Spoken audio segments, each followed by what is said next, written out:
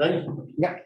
I pledge allegiance to the flag of the United States of America and to the republic for which it stands, one nation, under God, indivisible, with liberty and justice for all.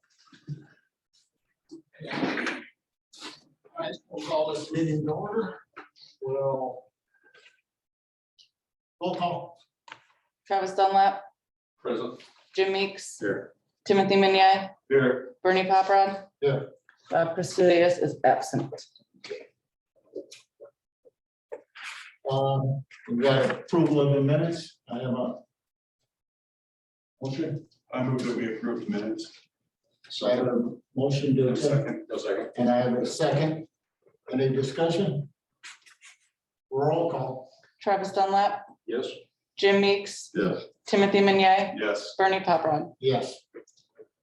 Communications, bills and expenditures. Just that I printed out the chapter 15 and chapter 4 updated. Okay. Nothing, you're not billing us yet? Okay. Let's go in here, report of officers, committee and staff. Anybody, nobody heard from Jack? Was he not working today? Is he? I have not heard from him. Nothing? Okay. You have anything? No, sir. Nothing, Bruce? Travis? Nothing here. Nothing here, okay. No preliminary hearings? Public hearing? Are we all set? All the green cards and everything on, everything ready to go? All but 2 of the green cards have not come back. The Indiana Department of Transportation and then Travis Keppen, who is here. Okay, well, doesn't matter if they don't come back as long as you send them out, right? Yeah, everything's been done. Doesn't matter. Okay. All right. Harry Holbrook seeking a variance and development of standard variance for a storage container which is not permitted in a residential use. I need everybody to stand up. Kind of walk up over here, so make sure the microphone is right on the corner. I need you to state your name, address and everything else and tell us what you want. My name's Harry Holbrook. I live at 1244 Cone Street. I'm here to apply for a variance for a shipping container for my property. Okay. All right, everybody got that? What's the reason? To store my lawn and garden equipment because the raccoons are.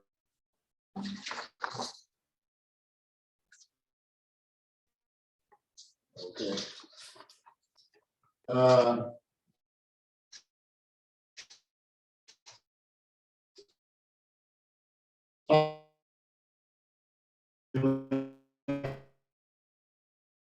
And stand to the. Over. My name is Travis Keppen and I am for the petitioner. I'm not quite sure what else you'd like from me. I'd like to know where you live. At 1248 Cohen Street. I own the property right next to him. So it'd be north? He is south of me. Okay, so you're. Yes, I am north of him. I thought you said this, so he's north. I thought, yeah, I said, so you're north Yes. of him. yep, Okay. All right, anything else you want to say? no, sir. Okay. All right, I'm gonna open it up once again. Anybody else in this room? Or nobody's on Zoom? Mm-mm. Okay, that is 4. Okay, hearing none, I would entertain to open up for anybody against.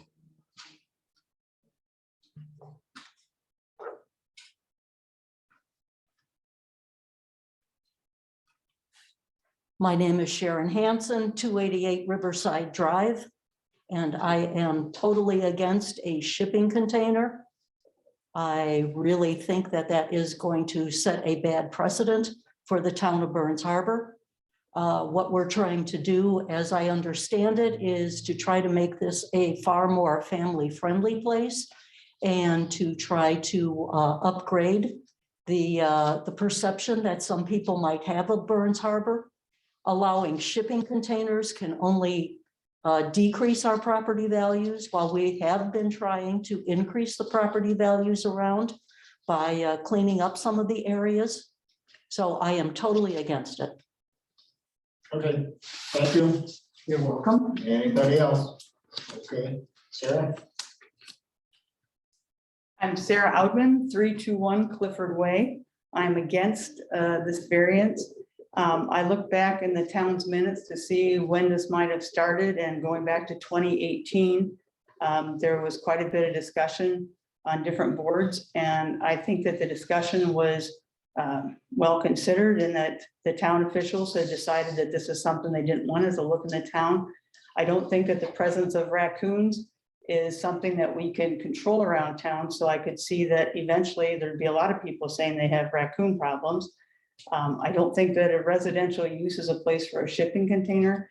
And I would agree with the other lady that it's not a look that is very attractive in Burns Harbor.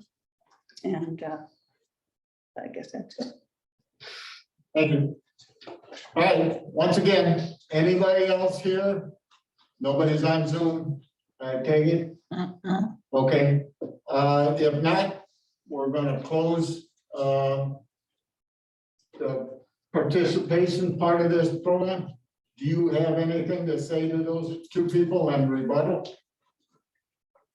No, everyone is allowed to their opinion of what they feel.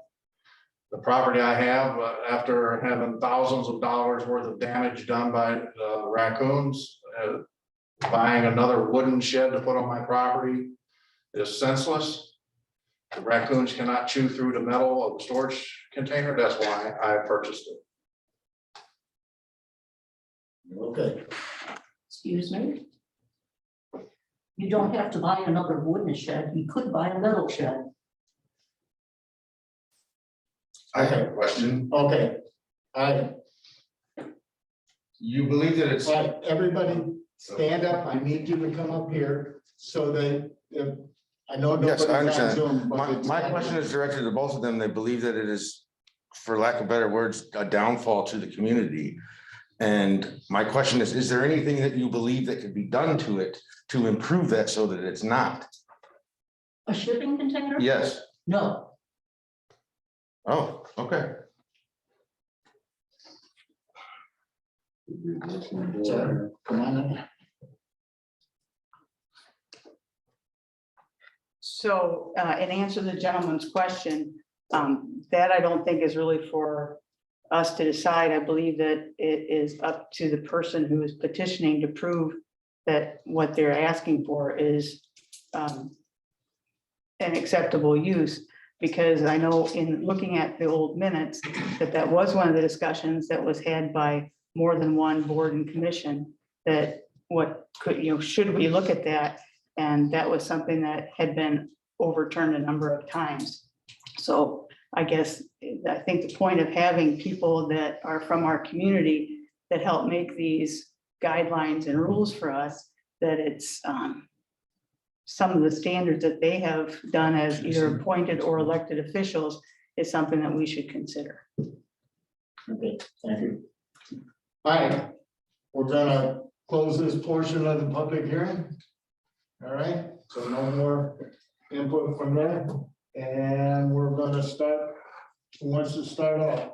I'll start off. Okay, Couple of things here on the rejection form, building commissioner reference 1513-6.114. Okay, I understand that. If you look on page 84 of chapter 15, item number 8. I think that's pretty clear. mhm.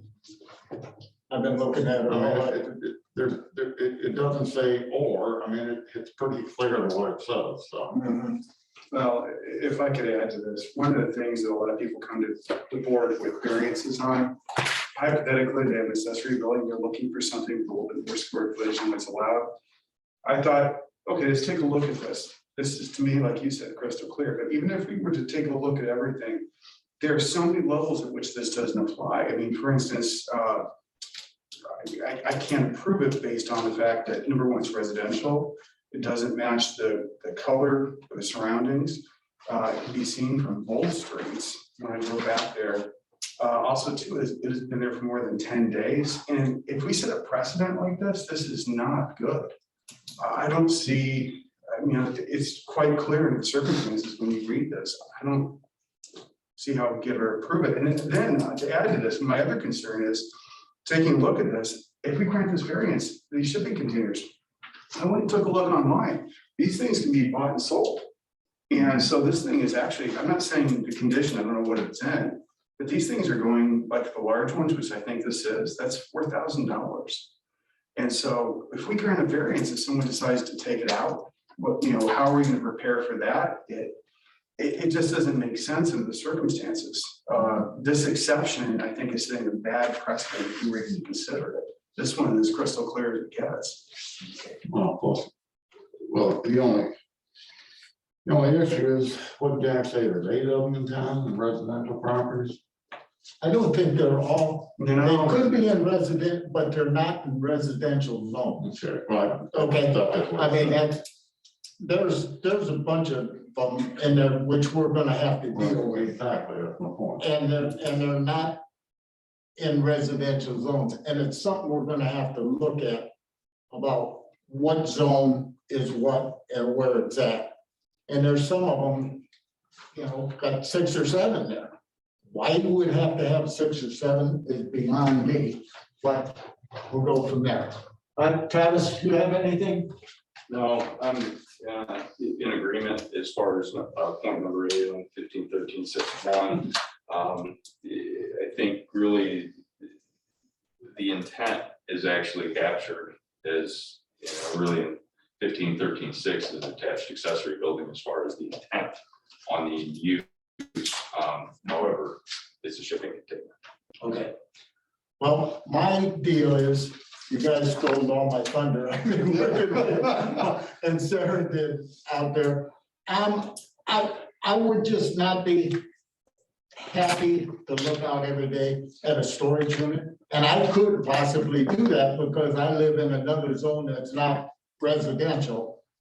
But if I was coming to buy a house there and it was for sale, and my realtor took me there and I looked across the street and there's this industrial deal right there, I would not be happy, and I would probably say, I'm not buying that house. I don't like what it looks like or whatever. So, all right, that's, The one lady made a point, 1, you can buy a metal shed, or 2, build pole barn, mhm, so. okay. All right, And to that point, you know, even still, it is an attached accessory use that should conform with character of the principal. Right. Absolutely. Clay, do you have anything? No, I think you hit all the relevant points. Okay, all right. Let's, what's you guys' pleasure? I move to deny the variance request. Okay. So I have a motion Second. and I have a second. Any more discussion? Nothing? Nothing? Roll call. Jim Meeks, Yes. Timothy Meunier, Yes. Travis Dunlap, Yes. Bernie Paprad. Yes. May I ask a question? Sure. Since I've had this shipping container before you put your ordinance in or before you even adopted your ordinance, I should be grandfathered in to this situation. Absolutely. No. How do you not believe that? That's not accurate under the town ordinance and. There was no town ordinance for a shipping container. Prior to. This shipping container was here in 2018. The ordinance was 2021 before you started even talking about a shipping container. So Would you like me to respond, or do you want to keep? Yes, sir. I would like to hear your response. Okay, you need to seek your own legal counsel, but it's not permitted, it needs to be removed. That's it. Okay. All right. Let's go ahead and sign these. There. And everything. Okey-dokey.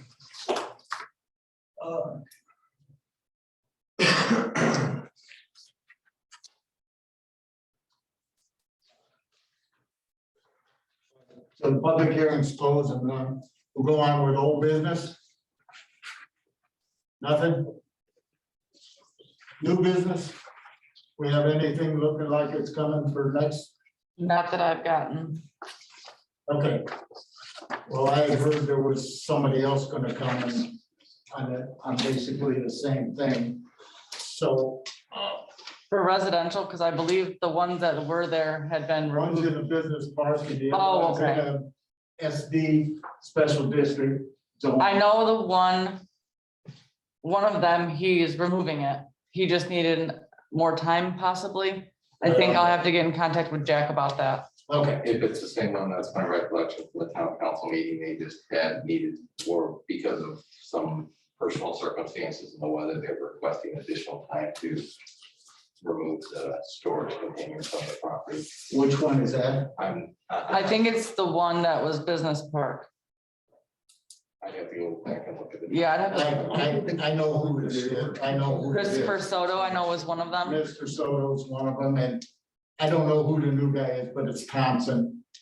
It's old house right there on, the one with the blue one, but that's in an SD 6. So, all right, we'll go on. Good, the order? Anything else? Announcements, when's our next meeting? March 7th, or I'm sorry. March 22nd. 22nd? Okay, so, we'll let everybody know, the 22nd, if we're gonna have a meeting. We don't have to have one, but it looks like we're gonna have some stuff coming up if he keeps doing stuff along the guy. Okay? Okay, fellas, Motion to adjourn. I got a motion A second. and a second. Roll call. Travis Dunlap, Yes. Jim Meeks, Yes. Timothy Menyai, Yes. Bernie Paprad. Yes.